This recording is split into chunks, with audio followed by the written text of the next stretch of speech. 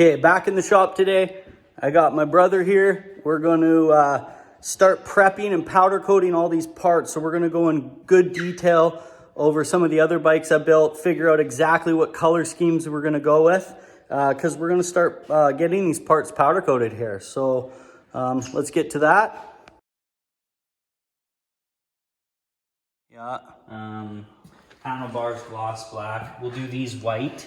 Okay, so the top control covers are gonna go white. Yeah, we'll go white there. And we didn't figure out the shock boots. Yeah, we need yet. the straight shock covers, not boots, but straight covers, and we'll go matte black. Okay, we'll have to figure those out. Okay, what about, did you want these white? Okay, so the shock covers are white. I don't know exactly how the fender's gonna look yet, because I'm pretty sure we're cutting these rear struts off because the fender bolts down here. But we'll have to see that when we get it. Okay, now that we have that figured out, we're gonna go with, it's called a matte black, but it's actually got, it's like a semi. So we're gonna powder coat all of the black components this. We're gonna keep the handlebars and the rims and tires gloss black, or the rims gloss black. And now we just have to figure out what the accent colors are gonna be. We have soft satin white, our polar white, and I have the samples right here. If you look at, you can see the difference in the whites. So that's satin and that's polar. Yeah, there's one's way more matte than the other one. Yeah, so that's basically like a gloss. It's pretty much a gloss.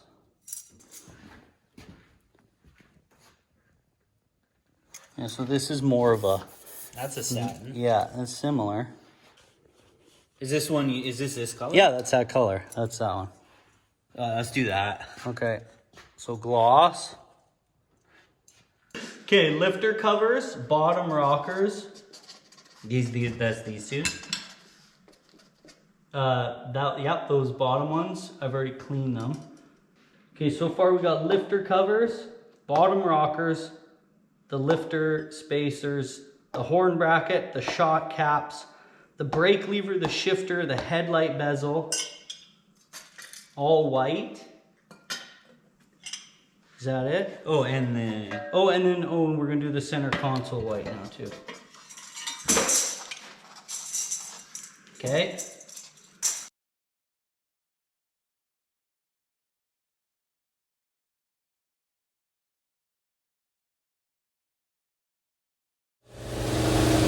a little out in here.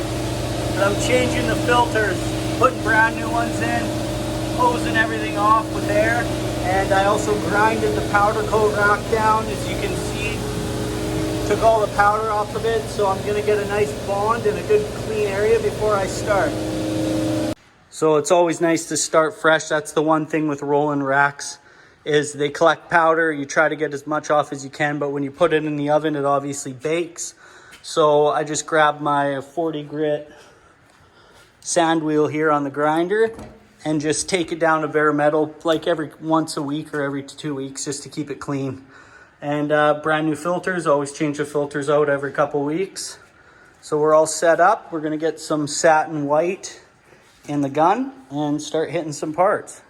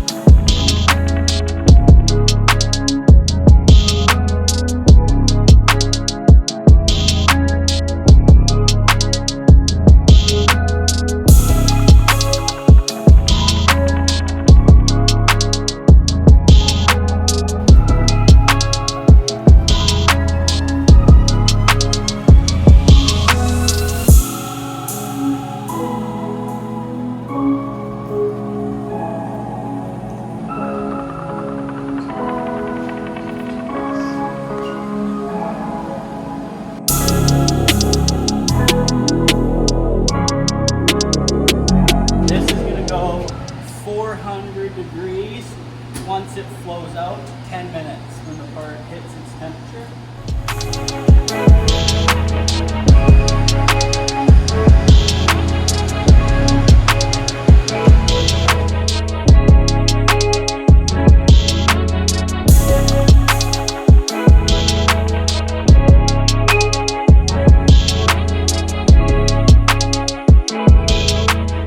Okay, as you guys seen on the last episode, I heated up the cardboard, grounded the bottom of it, and did the bolts that way. This episode, I'm gonna try something different again. So I did have this template here. It's pretty thick gauge, but it's already been pre-drilled because it was originally how I was gonna do it. So I'm gonna use these for the rocker box bolts. So I'm gonna do it this way. I did it the cardboard way, and then I'm gonna do it with the thin sheet metal way. And we'll be able to compare how all of them went, and we'll find the best solution that came up with the best results.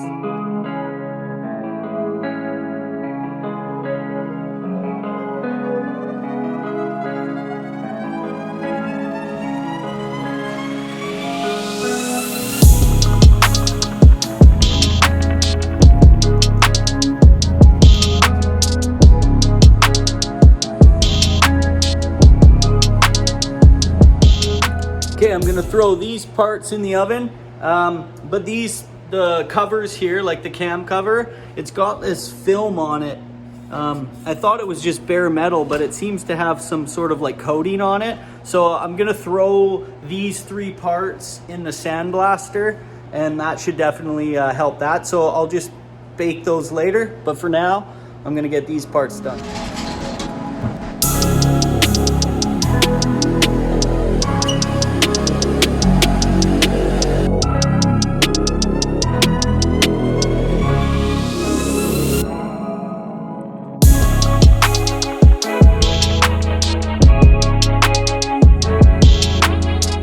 That definitely worked. Probably a little better than the cardboard I did last time. So next we're going to use the sheet metal, the thinner stuff, and see how that goes.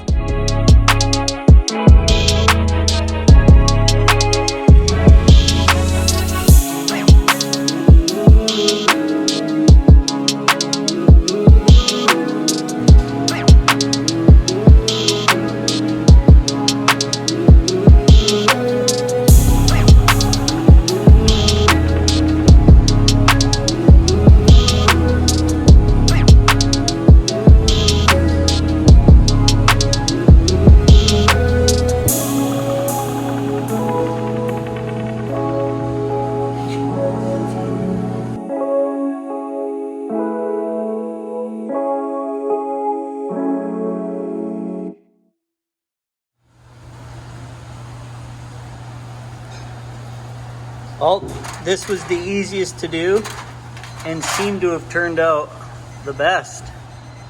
So the sheet metal worked really well.